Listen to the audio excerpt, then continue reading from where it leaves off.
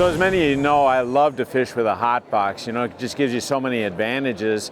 No matter how you're fishing out on the ice, if you're fishing on structure, I can use it to cover a second depth than I've got my shack in. If I'm out on a big flats area, I can just simply spread out my lures and cover more of that flats, kind of like a trolling board in the middle of summer. So hot boxes are an integral part of my ice fishing arsenal out there.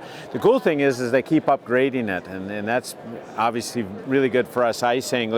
First thing I noticed right away when I came over is that their lantern that actually keeps the inside of the hot box warm now has an external control for the gas flow, so you don't have to reach down in there or anything. It's right up and accessible so that you can adjust that as the day goes on, hotter or cooler, whatever you need.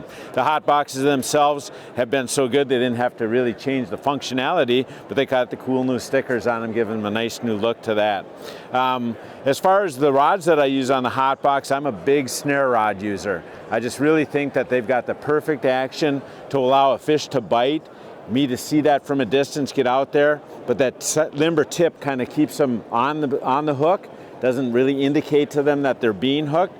But then as soon as I get out there and set the hook, this rod has got a tremendous backbone to it. And especially if you're doing that walleye fishing, just a limber rod isn't going to do it, because that limber rod will tell you when the bite is, but too limber won't get you to get to the good hard hook set that this snare rod will do. So it's the only rod I know out on the industry like it. It's got the perfect action to do this. One thing they showed me at the show here was this new reel though that I'm really excited to try out.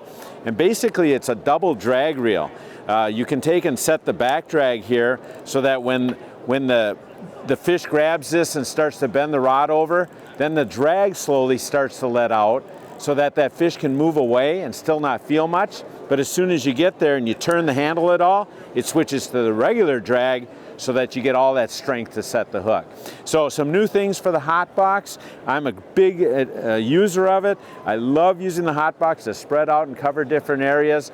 Puts a lot more fish in the boat. Now with these few new things, going to put even more in the boat.